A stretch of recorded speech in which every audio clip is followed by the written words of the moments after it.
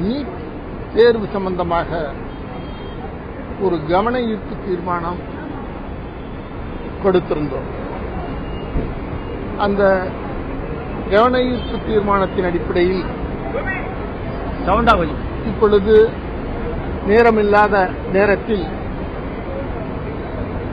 எங்களை அதை பற்றி எழுப்புவதற்கு அனுமதி தந்தார்கள். நாங்கள் எழுந்து நீட் தேர்வை பற்றி மத்திய அரசும் மாநில அரசும் ஒரு தெளிவான முடிவெடுக்க முடியவில்லை.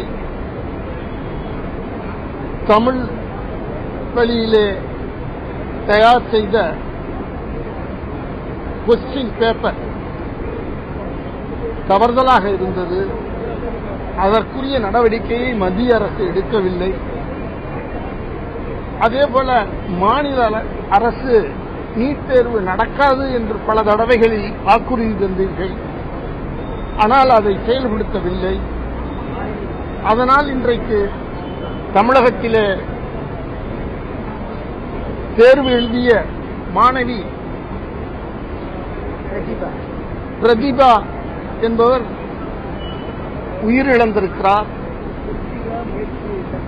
கிருத்திகா என்ற மாணவி தற்கொலை முயற்சி செய்து இன்றைக்கு மருத்துவமனையிலே அனுமதிக்கப்பட்டிருக்கிறார். இதற்கு முன்பாக சென்ற ஆண்டு அனிதா அவர்கள் இறந்திருக்கிறார்கள். இதுபோன்று தொடர்ந்து நடந்து வருகிறது. சட்டமன்றத்திலே ஒரு மசோதா நிறைவேற்றி அதை நாங்கள் மத்திய அரசுக்கு அனுப்பினோம்.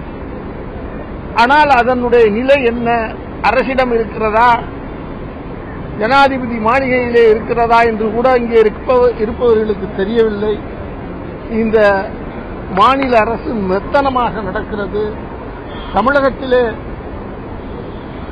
இன்றைக்கு தேர்வு எழுதியவர்களிலே 39% தான் வெற்றி பெற்றிருக்கிறார்கள். மற்றவர்கள் தோல்வியடைந்திருக்கிறார்கள்.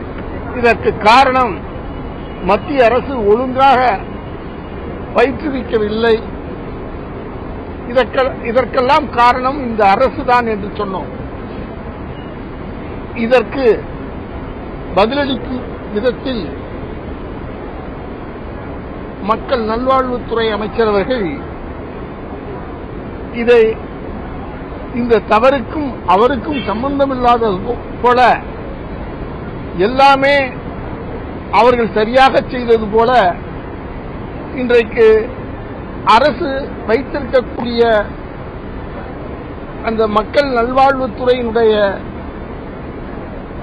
அதிகாரங்களை தவறுதலாக பயன்படுத்தி நீதிமன்றத்திலே சரியாக வழக்கை கொண்டு செல்லாததால் இன்றைக்கு பல விபரீதங்கள் நடந்திருக்கிறது. அதே போலத்தான் இந்த வழக்கிலும் யாரோ ஒரு வழக்கறிஞர் அந்த வழக்கிலே ஆஜரானார் என்பதற்காக அந்த வழக்கே தோல்வியடைந்து விட்டது என்று அவர் சொல்லுகிறார். இதுபோன்ற தனக்கும் அரசுக்கும் சம்பந்தமில்லை என்று அவர் கூறுவதை நாங்கள் ஏற்கவில்லை. அதனால் நாங்கள் வெளிநடப்பு செய்திருக்கிறோம்.